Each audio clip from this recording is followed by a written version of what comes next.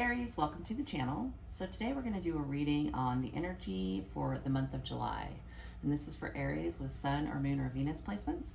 It is a general reading, so it's not going to resonate for every Aries out there. If it doesn't, I would check your other placements for the month and see if you get messages from there. So let's get started. It looks like Aries, to me, you might be kind of standing in your power. I got an emotion card of resistance, and also the Empress clarifying that card. So it sounds to me like there's something that you are resisting, holding back from. You're very much kind of large and in charge right now, I think, or at least in this upcoming month of July you will be.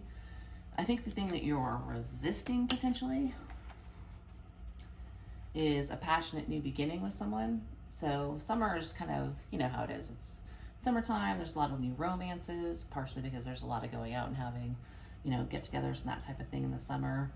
Everybody's out there with, you know, shorts and showing some skin and that type of stuff. So definitely feels like there's a new beginning kind of circling around you in July. I do feel you are resistant to it.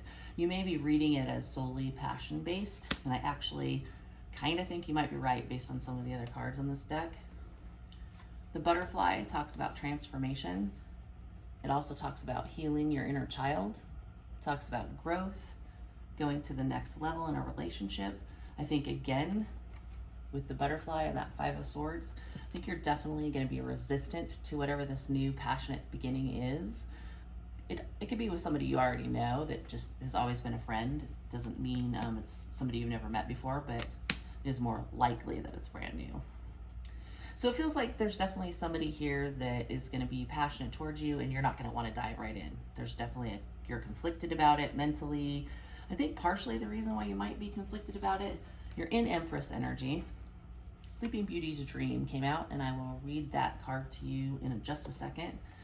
Sleeping Beauty's dream was clarified by the Six of Wands.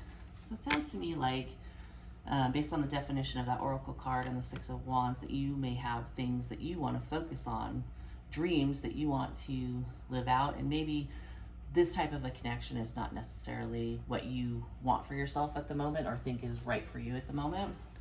So let's find Sleeping Beauty's dream really quickly. Soul journey, power of imagination, inner strength. And again, the Empress is, you know, the strongest feminine in the deck. We all know the story of Sleeping Beauty, who got pricked by a spindle and fell into a deep sleep. This card shows Sleeping Beauty asleep, her hair thick like the thorns surrounding a castle. Imagine if your soul could wander while you slept. What places and people would it visit? Envision what kind of journey you would have. Your soul is not tied to a certain place. It is able to tear down walls and scale a hedge of thorns. Like the bird Sleeping Beauty gently holds in her hand, your soul is ready to be freed and soar to all the places in your dreams. So this is really interesting, considering on the bottom of the deck was the Eight of Swords, which is a card of being stuck in your thoughts, could be stuck in your dreams. Feels like there's something that you want to do, pursue, expand on to bring you success. So this feels a little bit more like career oriented to me than it is even relationship oriented, though it could be both. This energy of being stuck, Two of Swords was underneath this, also an energy of being stuck, needing to make a move in a certain direction in order to get success. I don't think this direction is what you're wanting, though. Could be. You certainly could choose to go with a passionate new beginning with somebody, but I think that that's partially why resistance is here, because this isn't fitting into your life, your timeline, or what you're wanting for yourself.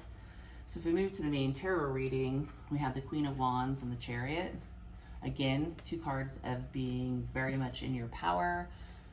Chariot is aggressive movement. There are decisions to be made in the Chariot. The horses are always two different colors or whatever is leading the Chariot. In this case, it's Sphinx. They're always sort of like this decision, which direction to go, but go boldly. And the Queen of Wands goes boldly wherever she wants, kind of a thing. Unfortunately, I think where you're boldly going to go is to end something with someone so that you can start something new. And it feels like the something new is like a genuine love.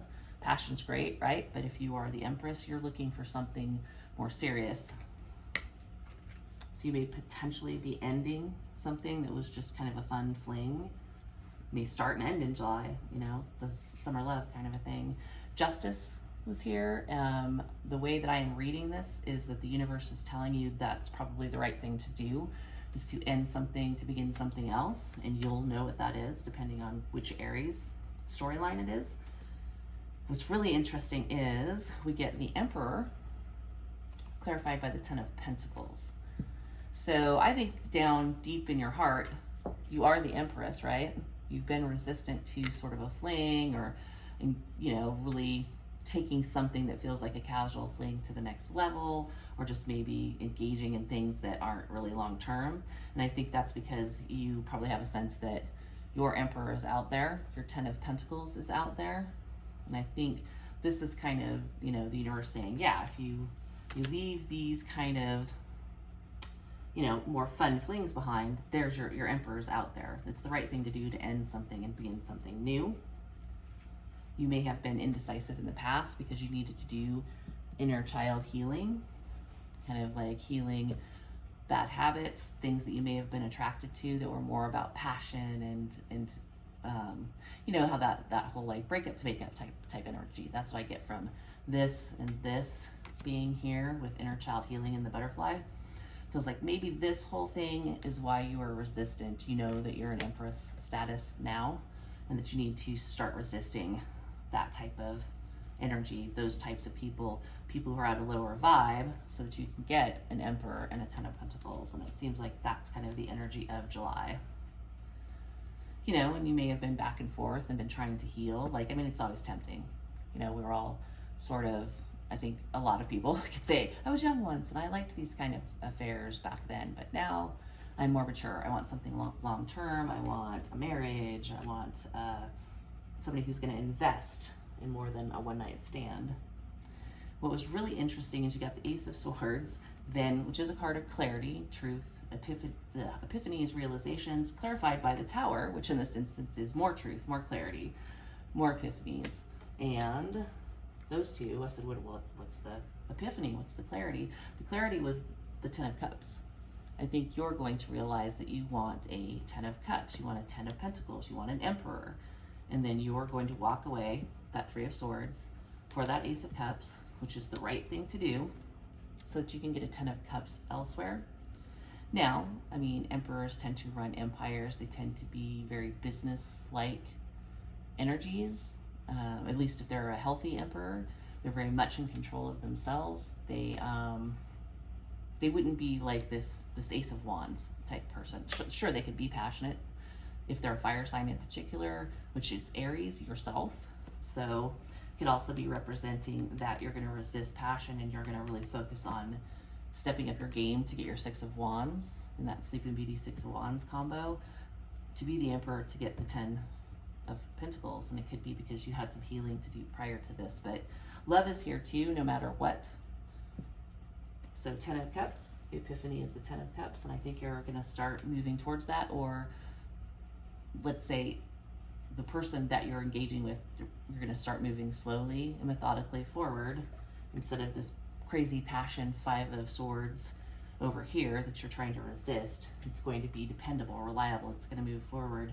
It's destined to be a Ten of Pentacles and a Ten of Cups energy if you can resist possibly this passion Ace of Wands, Five of Swords situation. And I think, again, you may very much be up in your head in July about it, or previous to July, and maybe this is why the transformation is going to happen in July for you, is that you've been thinking about this, you've been stuck, you've been trying to figure out what direction to go. Do I go down that route of another passionate affair maybe, or do I sort of stand in my Empress power so that I can meet my Emperor and have my, you know, Ten of Pentacles?